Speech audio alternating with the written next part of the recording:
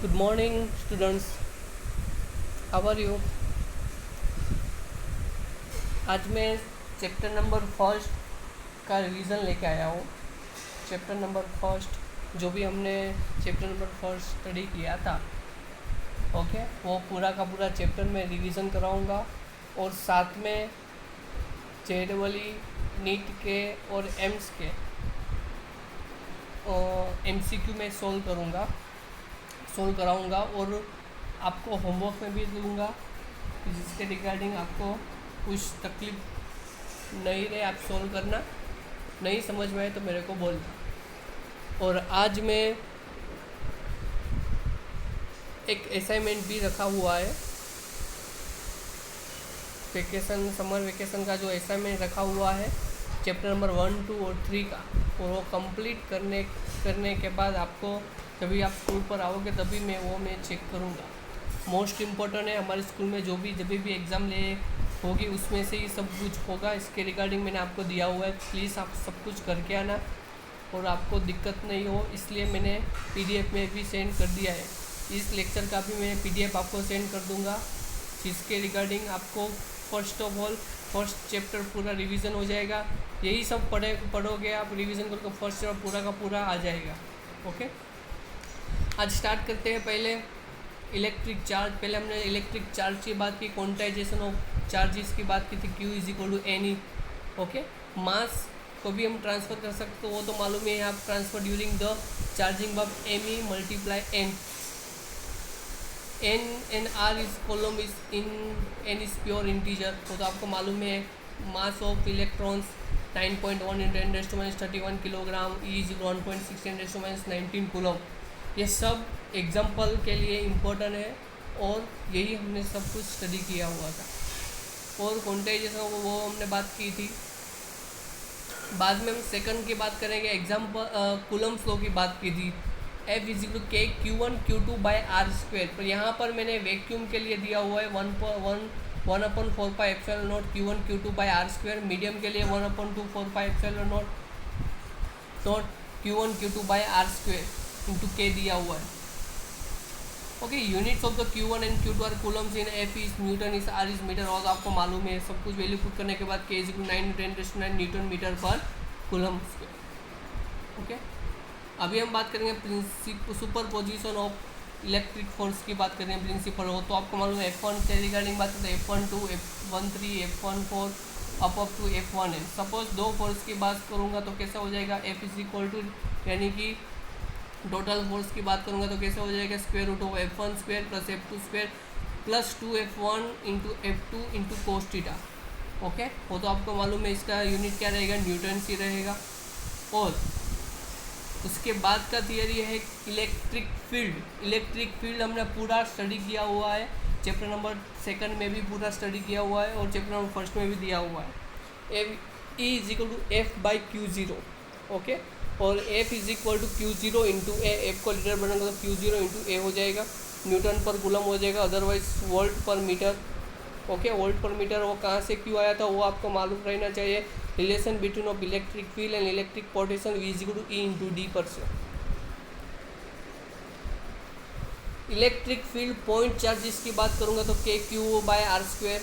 Okay, पहली superposition की बात करूँगा तो टोटल प्रिंसिपल सुपरपोजिशन की बात करूँ तो E = E1 + E2 + E3, उसका यूनिट क्या है, Newton per coulomb volt per metre हो जाएगा। Example based on the continuous charge distribution की बात करेंगे, रो यानी कि वॉल्यूम चार्ज डेंसिटी, Q/V की बात की थी, dQ/dV, यहाँ पर स्मॉल की बात करें तो स्मॉल हो जाएगा।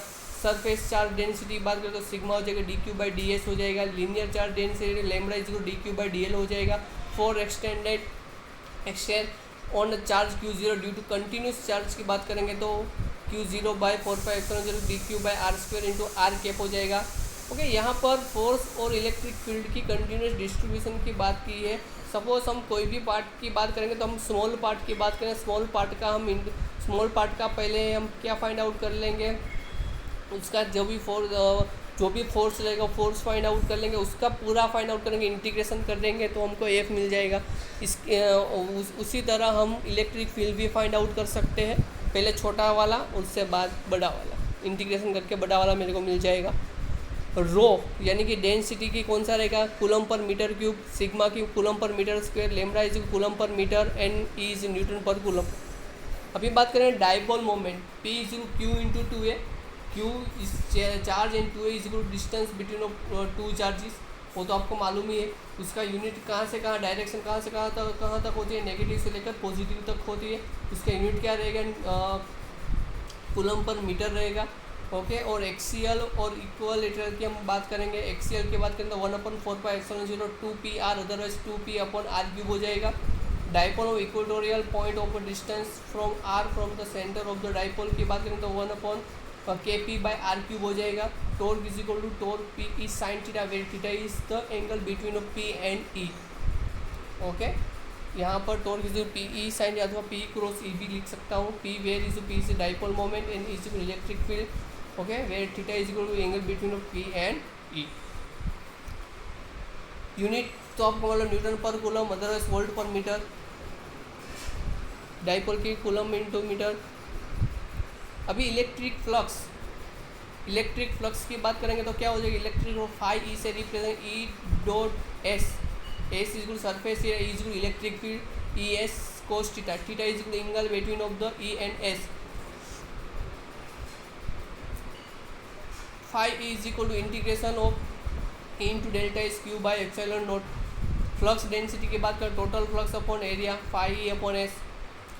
Electric flux is equal to newton metre square per coulomb and flux density का न्यूटन पर कूलम। परमिटिविटी के बाद 8.8 × 10⁻12 कूलम स्क्वायर न्यूटन, और newton inverse plus metre inverse. Application of Gauss theorem तो पहली एप्लीकेशन थी, याद करना आप। लॉन्ग स्ट्रैंड के लिए बायर की बात की थी, is equal to λ/2πε0 into R. Second की हमने बात थी, पहले में क्या चार्ज, लीनियर चार्ज डेंसिटी था। सेकंड पार्ट में सरफेस चार्ज डेंसिटी था, तो सिग्मा का यूज़ किया, इज इक्वल σ/2 ε0। थर्ड में हमने क्या बात की थी, यहाँ वॉल्यूम की बात की थी। ओके, यहाँ पर आउटसाइड की प्लेट की बात की थी, इनसाइड की प्लेट की बात की हुई है। यहाँ पर आउटसाइड पॉइंट की बात की, इनर साइड की बात की हुई है। स्फीयर की बात करें तो स्फीयर का ये हो जाएगा kq/r²। ओके, यहाँ पर सब कुछ दिया हुआ। Electric field solid sphere of uniform charge density rho A and radius R, 1/4πε0 q into r² QR/r³, ऐसा सब कुछ हो जाएगा।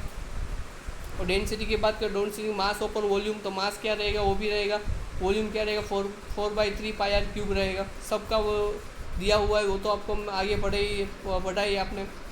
अभी हम बात करने जा रहे हैं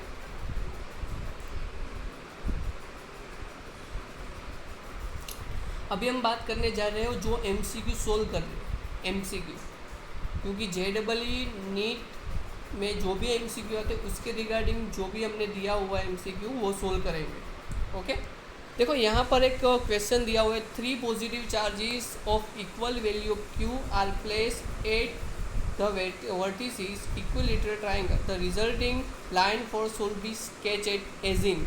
देखो यहाँ पर 4 डायग्राम दी हुई है, उसमें से आपको क्या फाइंड आउट, 3 पॉजिटिव चार्जेस दिया हुआ है, इक्विलेटरल ट्रायंगल है, रिजल्टेंट लाइंस फाइंड फोर्स की बात फाइंड करनी है, तो क्या फाइंड आउट करें। इसमें से कौन सा सही लगता है आपको। पहले डायग्राम देखो, सेकंड वाला, थर्ड वाला और फोर्थ वाला। देखो पहले में देखोगे तो उसमें कुछ बन ही नहीं रहा है, पहले तो वैसे ही रॉन्ग है। सेकंड पार्ट की बात करेंगे तो उसमें क्या है, सब बाहर की तरफ आ रहा है। और फोर्थ वाले की बात करें तो उसमें तो सब कुछ अंदर ही हो रहा है। और थर्ड वाले की बात करो, थर्ड वाले में कुछ दिखाई दे रहा है कि जिसमें कुछ लगता है कि कुछ हो रहा है, मतलब इलेक्ट्रिक फील्ड लाइंस की बात की हुई है, इसलिए आंसर आएगा सी। देखो यहाँ पर दिया हुआ है सी, क्यों आंसर आ रहा है, electric lines of force do not form close loop, यहाँ पर कोई क्लोज लूप नहीं है। ओके, देखो यहाँ पर बी और डी में तो हो रही है, देखो क्लोज लूप हो रही है।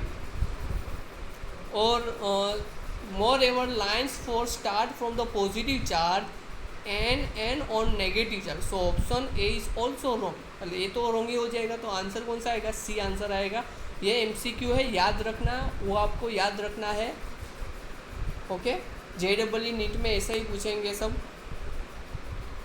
दूसरा वाला दिया हुआ है metallic shell has a point charge Q keep inside the its cavity.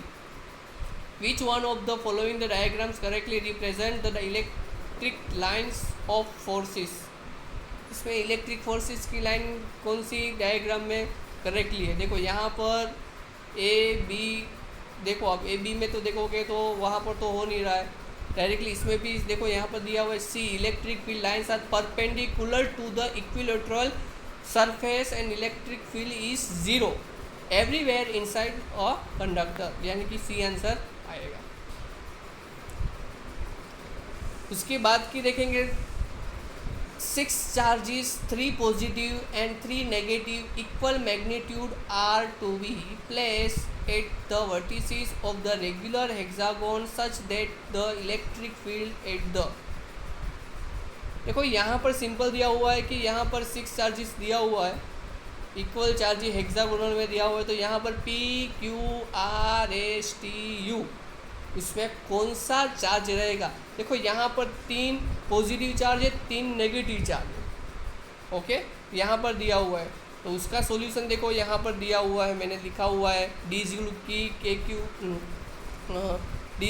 के क्यू बाय आर स्क्वेयर। तो यहाँ पर आप देखोगे तो यहाँ पर जो देखो P पॉजिटिव रहेगा, Q नेगेटिव रहेगा, R पॉजिटिव रहेगा, S नेगेटिव रहेगा, T पॉजिटिव रहेगा, U नेगेटिव रहेगा। सबको मिला के आप बात करोगे तभी भी यहाँ पर उसके जो पॉइंट है वहाँ पर रहेगा जीरो, इसलिए कौन सा आंसर आएगा? डी के क्यू बाय आर स्क्वेयर। मतलब डी मतलब यहाँ पर दिया हुआ है minus plus plus minus plus minus. थोड़ी सोचने वाली बात है पर याद रखना पड़ेगा आपको यही सब कुछ। यहाँ पर दूसरा वाला एमसीक्यू दिया हुआ है 3 concentric metallic spherical shells R2 or 3 are given the Q1 Q2 respectively charge density outer surface cell are equal, then the ratio of charges by Q1 Q2 Q1 जेम Q2 जेम Q3 जेम इस क्या हो जाएगा? देखो यहाँ पर दिया हुआ है पहली की रेडियस R है, दूसरी की 2 R, तीसरी की 3 R। तो यहाँ पर देखो Q1 Q2 is equal to what 4Q1 minus Q1 हो जाएगा, यानी कि 3Q1 हो जाएगा, okay. Q3 is equal 9Q3 minus 4Q1 5Q1 हो जाएगा। तो क्या हो जाएगा? 1 3 एंड 5 हो जाएगा। टोटल हमारे पास कितना है? 9 है, इसलिए रिगार्डिंग बात की हुई है, ओके। यानी कि बी ऑप्शन आएगा। बी ऑप्शन कौन सा? 1 3 एंड 5। देखो यहाँ पर दिया हुआ है IIT 2009 में, IIT 2004 में दिया हुआ पूछा हुआ है। ये आपको सोल्व आउट करना है, वो आपको मैं होमवर्क में दे रहा हूँ। ये आपको सोल्व करना है 40 नंबर का, 41 नंबर का आपको सोल्व करना है। देखो यहाँ पर JEE एडवांस में दिया हुआ है, JEE एडवांस 2014 में पूछा गया है। यहाँ पर भी JEE एडवांस 18 में दिया हुआ है, 18 में पूछा गया है, इसलिए आपको ये आपको फाइंड आउट करना है, ओके। मेरे को इसका सॉल्यूशन मेरे को भेजना कौन सा ऑप्शन आएगा, करना ही आपको। करोगे तो आपको पता चलेगा, वरना ऐसे ही सब कुछ चला जाएगा। यहाँ पर तो 3 इक्वल 8 नंबर का देखो 3 equal charges place in the vertices of an equilateral triangle side A shown in figure दिया हुआ है। तो डायरेक्शनल ऑफ BC कौन सा रहेगा? देखो यहाँ पर दिया हुआ है, ये तो सोल्व आउट हमने एक बार किया भी था, ऐसा वाला F1 स्क्वायर F2 F हो जाएगा। तो क्या हो जाएगा? F विल बी 0, C हो जाएगा। 3 charges particles collinears is equilibrium then, तो क्या हो जाएगा? The 3 charges particle can not be stable equilibrium can not have the same polarity, polarity same नहीं रहेगी। यहाँ पर देखो ये बहुत अच्छा, मेरे को बहुत ही पसंद है 10वां वाला। An electron mass ME initially at rest move the through the certain distance in a uniform electric field time T1। A proton of mass MP also initially at rest takes times T2 move the through an equal distance in uniform field electric field neglecting the effect of gravity ratio T1 T2 by T1 is nearly। देखो यहाँ पर ये formula था, याद रखना, T is equal square root 2S by A। तो T proportional to 1 by root 2A हो जाएगा, रूट A हो जाएगा। T2/T1 कर देते हैं सेम एज, तो A1/A2 हो जाएगा। तो F is equal to M है, फादर इज इक्वल टू माँ, तो A is equal to F/M है, सबकी F कट हो जाएगा, तो क्या हो जाएगा MP/ME, ये ऑप्शन आएगा। यानी कि कौन सा वाला ऑप्शन आएगा, बी वाला ऑप्शन आएगा। 7th नंबर का आपको करना है, 1980 में पूछा गया है, वो आपको होमवर्क में करना है। 26 नंबर का मैं करवा रहा हूँ। An electron follows the rest of the vertical distance h, uniform vertically upward directed electric field E. The direction of electric field is now the reverse and keeping the magnitude the same. A proton allowed to fall from the rest in it through the same vertical distance h. The time of fall of the electron in comparison time of the fall of proton is smaller, equal and 10 times greater and 5 times greater। यहाँ का फादर is equal to M है, तो E into ई वो formula था E is equal to F/Q का, E is equal to EM/M हो जाएगा। इस पर अब UT प्लस 1/2 सबकी वैल्यू पुट करें 2HME/E हो जाएगी, जाएंगे T directly proportional to M, यानी कि एन इलेक्ट्रॉन है smaller mass, its time of fall will be smaller than that of proton. यहाँ पर देखो एग्जाम्पल नंबर जो 10 का था उधर इसका रेफरेंस लिया हुआ है। ओके, ये जो भी होमवर्क में दिए वो आपको करना है, और मैं भी एक रखूँगा, मैंने बोला था कि असाइनमेंट मैंने रख दिया है, वो आपको सोल्व आउट करना है। Okay, thank you very much. अब हम नेक्स्ट चैप्टर नंबर 2 का भी वीडियो में अपलोड कर रहा हूँ। Okay, thank you very much.